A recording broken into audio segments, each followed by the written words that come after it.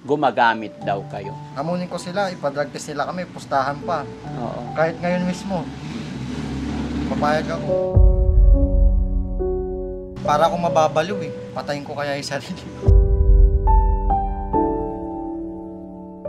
Ikaw ay inspirasyon sa kababayan, mga mahirap ay iyong dinadamayan. Sana ay hindi ka magsasawa, Panginoon na ang magbalik ng biyaya. Daddy Frankie, Daddy Frankie, Daddy Frankie, believe ako sa'yo. Daddy Frankie, Daddy Frankie, Daddy Frankie, salamat sa iyo. Daddy Frankie, Daddy Frankie, Daddy Frankie, believe ako sa'yo. Mga kababayan, mga kabarangay, magandang tanghali po sa inyong lahat.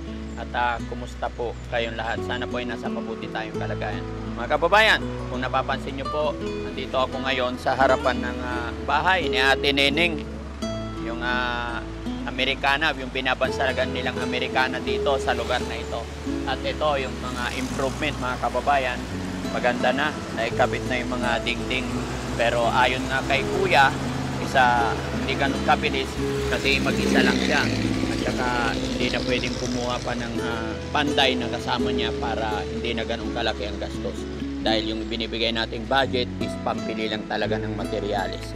Pero mga kababayan, ang pinaka main po ng pagpunta ko dito ay dahil sa kadahilanan gusto raw magpaliwanag ni Ate Neneng at si Kuya Michael. Dahil napanood nila yung videos nila na nagpa-viral at maraming nag-iisip o mga naghihinala sa ating mga kababayan regarding sa kanilang physical na anyo.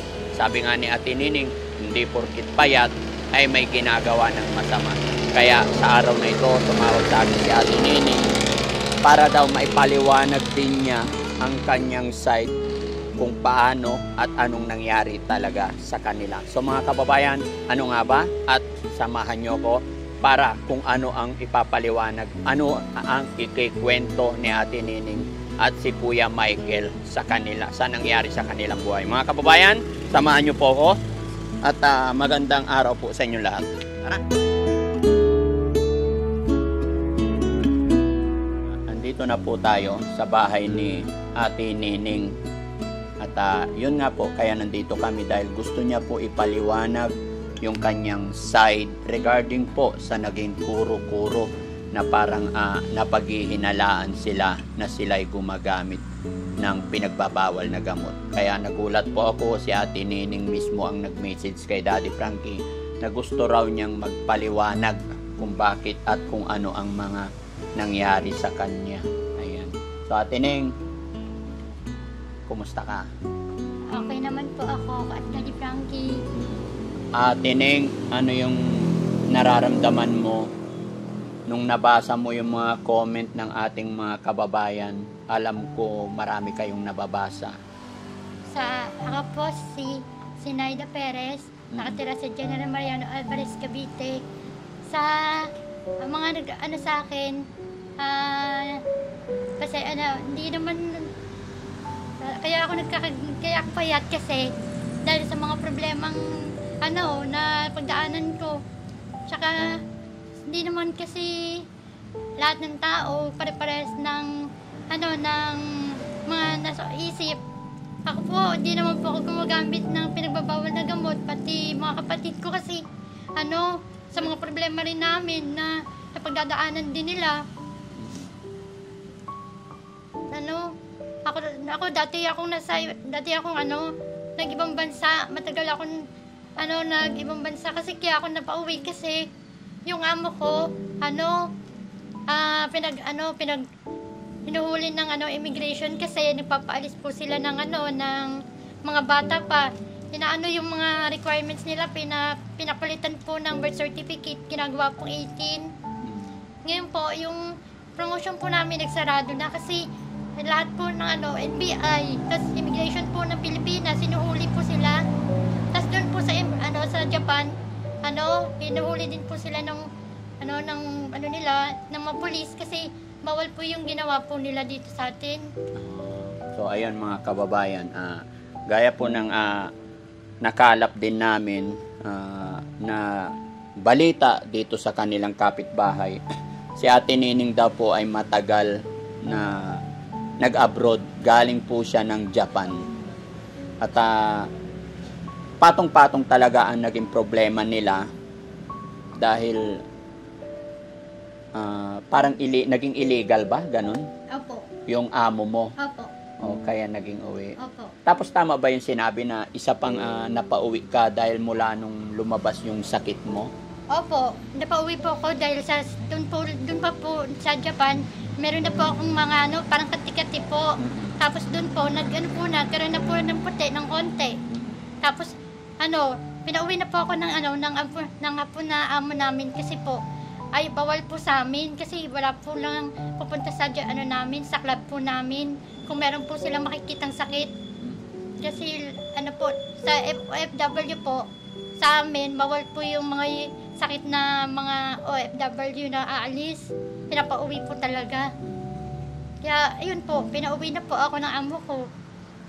Mula po nang pinauwi ako, dahil po sa pandemic, pinagkapatong-patong po yung problema namin, tapos namatay po yung mama namin. Ako po ang nag-alaga sa mama namin. Mula po nung dinala po siya sa ospital, tapos nung inuwi po siya dito sa bahay namin, ako na po nag-alaga. Tapos yung kapatid ko si Joy, kami na po nag-alaga sa mama namin.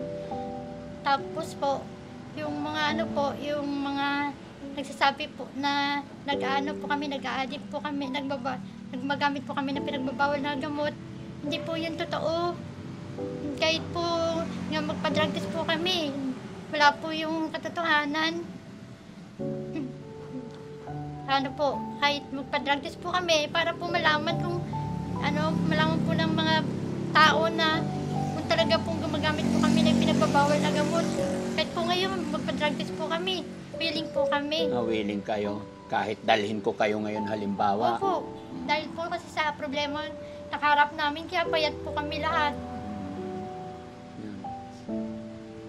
Umiiyak si Ate Nining, mga kababayan. Wag kang Ate Ning, wag kang sige lang, ipaliwanag mo lang. Kaya rin ako nandito. Mga kababayan, nagulat lang talaga ako dahil nag-message sila na gusto raw ni Ate Ning na ipaliwanag yung side niya. At ito, umiiyak si Ate Ning kung paano niya ipaliwanag yung side niya. Nararamdaman ko rin yung side nila na nasasaktan sila dahil sa panguhusga. Kaya mga kababayan, wag sana tayong manghusga agad hanggat hindi natin nalalaman. Pero wag kang mag-alala, Ate Ning, ganyan talaga ang buhay, no? Susubukin talaga tayo, lalong-lalo na yung mga taong hindi talaga nakakilala pa sa atin. Pero masaya ako kasi naipapaliwanag mo yung side mo. At alam ko, maintindihan din ng mga kababayan natin pag narinig nila yung side mo, no? Basta laban lang at nandito ako, gagabay sa inyo. At basta tutulungan nyo rin ang sarili nyo. Nagulat ako, Ate Ning, hindi mo na kwento na galing ka pala ng ibang bansa. Ayun. So, yun po mga kababayan, no, narinig ninyo. At hindi talaga masyado mapagkwento ng maayos sa Ate Ning. Dahil yung ngipin ni Ate Ning talagang sira na. Yung postiso niya talagang bawat nagsalita siya. Natatanggal po. Natatanggal na. Matagal na ba yan? Opo. Tagal na po po ito. 2002 pa po ito eh. Ay, 2002 hanggang yun, hindi mo na napalitan. Hindi na po. Hindi Wala na rin pong pambili ng pagkain. Tsaka, sikasuhin po muna namin yung magulang namin bago po yung sarili ko. So, wala kang naipon sa pag-a-abroad mo noon? Wala po eh. Sa loob ng 6 na taon, wala hindi naubos. Opo. Kasi, dahil po nung pag-uwi ko dito, nagkasakit po yung tatay ko sa ospital. Tapos binantayan ko, wala pong pambili ng pagkain dito noon nung nagkasakit tatay namin. Tapos nung 2020 po, nung namatay mama ko, yun, ako na rin po ang tumayong sa kanila. Pinaka-ate. Tapos inalagaan ko po yung nanay ko. Mama ko nung buhay pa, hanggang sa mamatay po, ako nag-alaga. Kasi yung kapatid ko, mahirap yun eh. Kasi galit po sila sa mama namin. Hindi po nila binantayan yun. Hindi nila binantayan. Yung kapatid ko panganay, kasi galit po sila sa mama namin eh. Bakit? Kasi dahil po dati, nung may pera yung mama ko, hindi po sila mabigyan kasi kulang pa po sa amin yun eh. Parang nagtampo sila. Hmm. Okay. Tapos na, ano pa po yung mama ko, pagbintangan namin lalaki, wala naman po talaga. Gaya ng aking sinabi, hindi po rin namin kayo masisi mga kababayan dahil opinion nyo po iyan. Kaya may karapatan din si Ate Ning para ipaliwanag din yung side niya. Pero sana maging maliwanag din sa atin lahat mga kababayan na ayun, narinig natin mismo kay Ate Nining na anytime daw po silang magkakapatid kung gusto po natin silang ipa-drug test kahit ngayon mismo sa araw na ito, payag po sila para magkaalaman. Diba? Ayan. Pero syempre,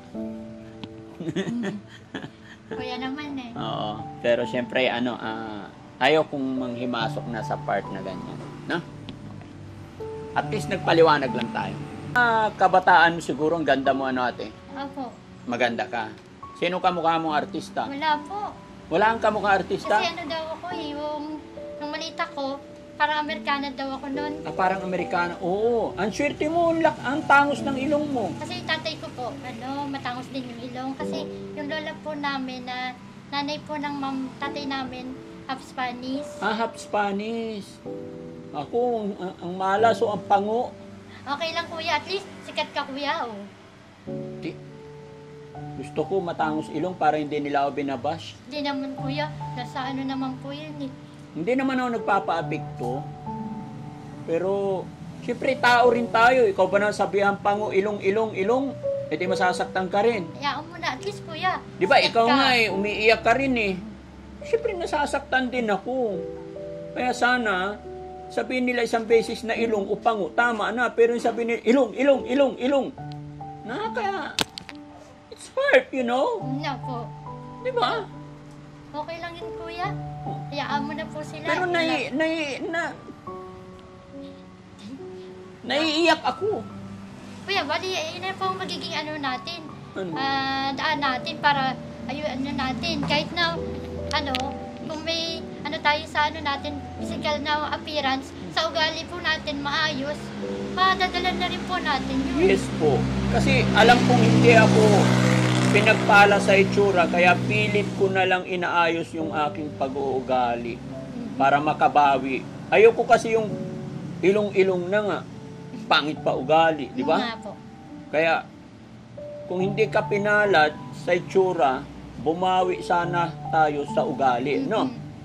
Malihay na lang kuya bali kung kung ganun po, malihanin na lang po natin sa gawin po natin yung maganda para sa kapwa natin para magbago po yung pananaw nila sa buhay Pero gaya ng sinabi ko, nasasaktan din ako.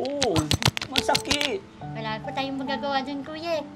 Ganon. Opo. Pero ikaw, umiiyak ka rin eh. Siyempre kuya, minsan sa problema, hindi naman po natin hindi tayo maiyak pag nakikita natin yung problema na dapat dadaanan po Pero natin. pwede bang tulungan mo ko na wag na nilang sabihin ilong para hindi ako masaktan masyado? Sa mga taong nag-aano kay Daddy Frankie, bali sana mag-isip muna po tayo bago tayo magsalita ng nakakasakit po sa kapwa natin. Bali, kung masakit na po tayo sa kapwa natin, lang po tayo magsalita na nakakasama. Ano ba dapat hindi nila sabihin? Ano yun? Sabihin nila na sabihin nila na ilong-ilong. hindi. Bali sabihin bago po sana tayo Mga kababayan, pasensya na kayo, pinapatawa ko si Ate Ning kasi kanina pa yan medyo emotionally. Pero sa akin mga kababayan, kahit sabihin ninyo ilong-ilong, wala po akong pakialam. Masaya po ako kung ano ang ibinigay ni God sa akin, no? Ayan. Hindi po ako masasaktan or what. Basta ako, masaya ako makapag-abot ng kaunting tulong sa ating mga kababayan. So, basta ganun na lang ate, ha? Ay, nandiyan na pala si Kuya Mike. Alika Kuya Mike, pasensya ka na. Saan ka galing? Ganda nga po. Oo, saan galing? Sa nagsimba po. Nagsimba? Okay. Tamang-tama Kuya Mike. Alam mo, sige. At teka, kuha tayo upuan. Ayan mga kababayan, gaya po ng sige, upo ka Mike. Tamang-tama para makausap ka rin namin ng maayos. Kasi, sige, dikit ka doon konti, Mike. Tabi kayo ni ate mo. Atras pa. Ayan. Buti pa si Mike, nakapunta na ng simbahan, pero kami po mamayang hapon pa. Ano? Bali, inuna lang namin ang pagpunta dito kasi dahil sa message po ni ate Nining. Dahil gusto nga niyang, ayun, paulit-ulit. Gusto nga po niyang ipaliwanag ang side nila. Pero si ate Nining is hindi masyado mapagpaliwanag ng kanyang sarili. At sakto, nandito rin si Mike. Mike, siguro nababasa mo rin. Pwede ba tanggalin yung sombrero mo, Mike, tsaka salamin mo? Sisa na po, mainit. Opo. Ayun, napaka-pogi mo. Nabasa mo ba yung comment, Mike? Na napaka-pogi mo daw. No? Artistahin. Kamukha kayong magkapatid. Si Ate Joy lang parang hindi nyo kamukha. Nagmana po siya kay mama namin. Mana siya sa mama nyo. Kami po sa tatay namin. Sa tatay. Kami niyo po yung ilong niya.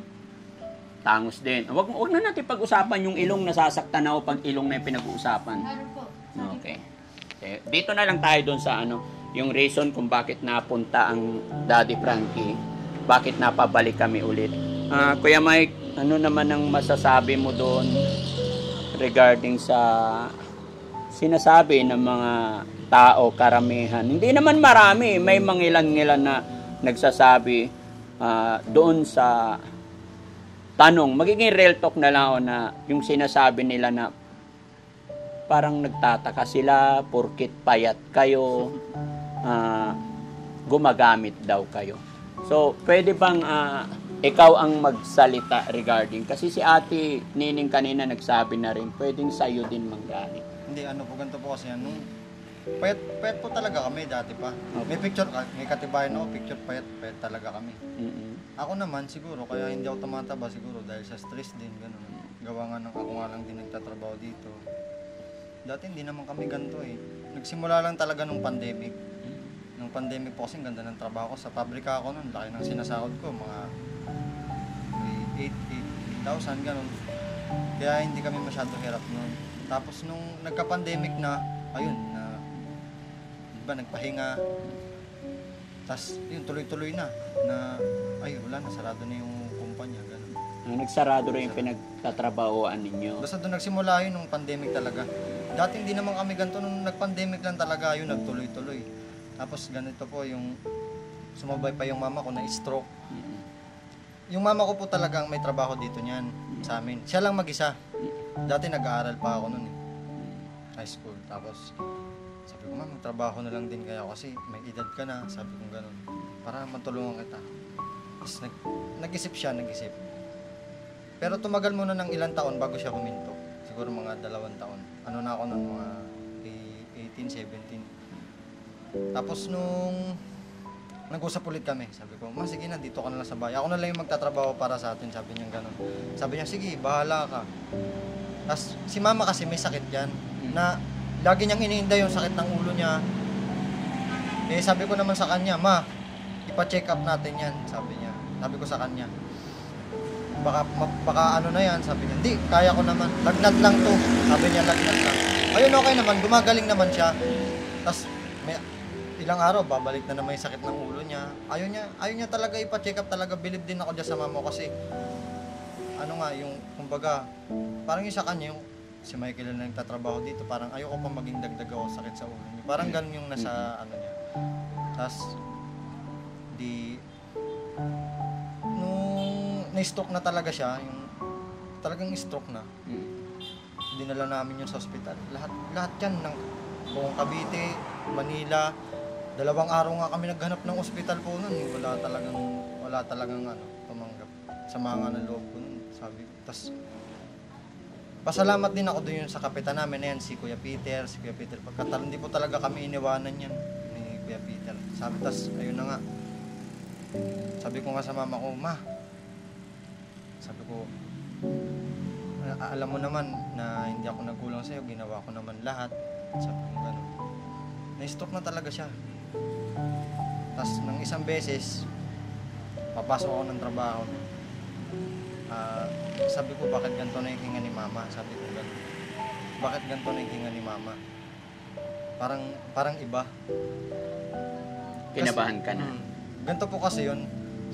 Ang gusto ko sana ako mag-alaga sa mama ko. Kaso lang, pag ako naman po nag-alaga sa mama ko, sino magtatrabaho para sa amin? Diba? Kasi pag hindi ako gumalaw, 0-0 kami. Kasi yun. Yung pagpasok ko isang beses, sabi ko bakit ganun yung hinga ni mama? Parang iba. Sabay, yung isang ate ko sabi ko, Tijoy, punta ka dun sa barangay. Yung service, sabi ko ganun, sugod natin si mama sa ospital. Tapos, ayun nga. Pumunta nga dito yung barangay. Tapos maya yung mama ko wala na. Pag tanggal ko ng kumot, kasi nakakumot siya eh. Itim na yung paa, sabi ko wala na. Sobrang lamig na niya. Nung binorol nga yung mama ko, hindi ako sumilip eh, kahit isang beses. Hindi ko kaya kasi. Kinausap ko naman siya, sabi ko, dahil nga sa'yo, kaya ako nagtatrabaho. Tapos iniwanan mo pa ako, sabi ko gano'n.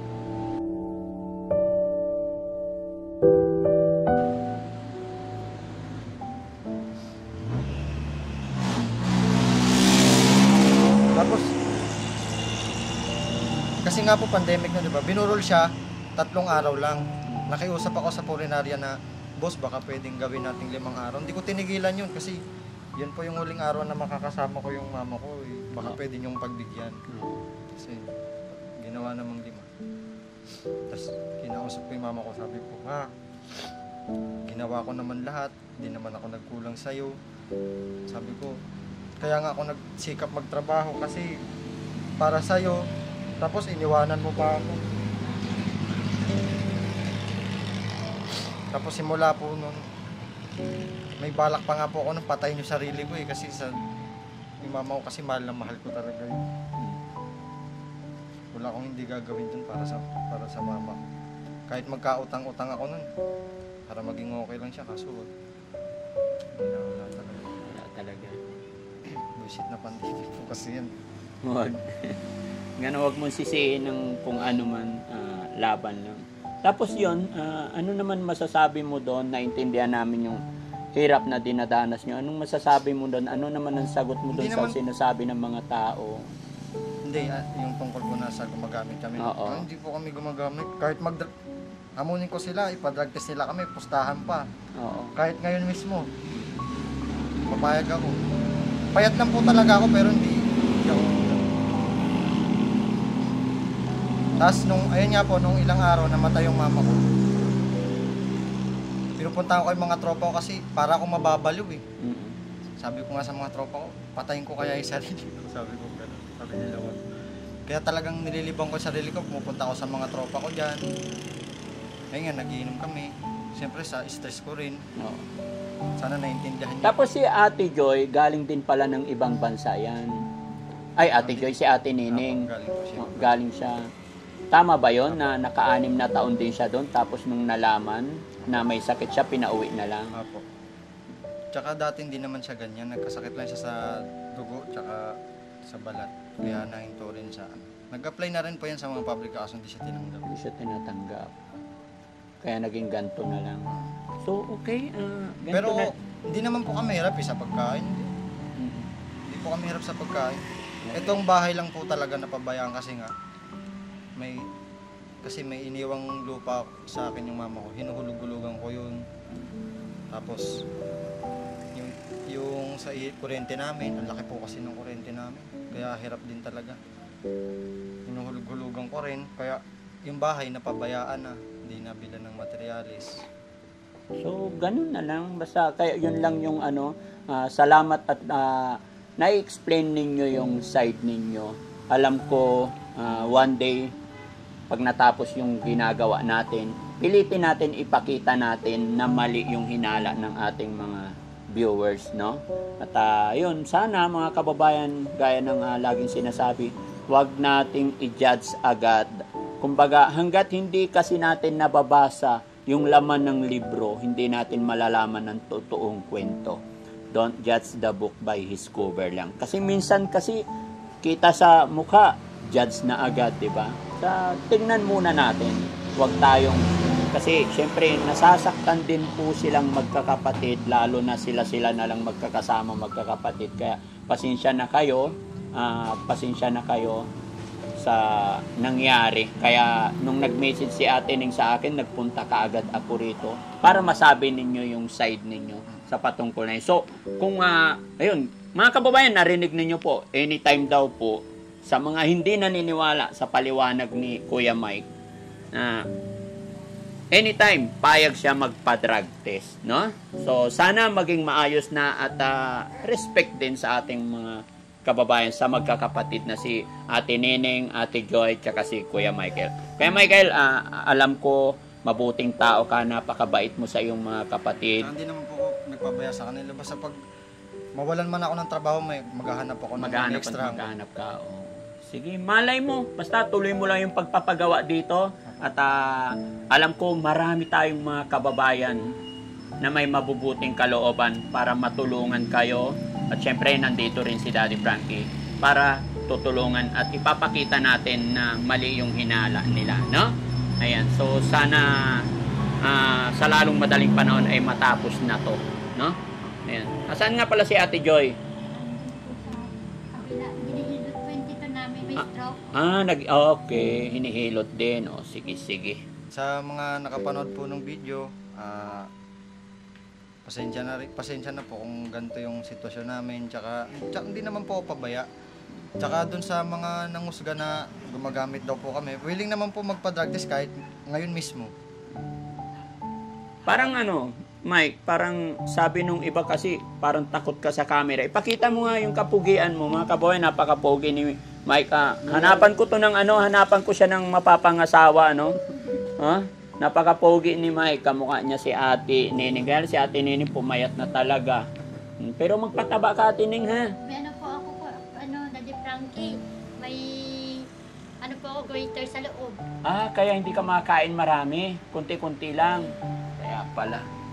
Mahirap po kasi lumunok. Mahirap lumunok. So, kunti-kunti lang talaga kain. Ang dami nating problema, no?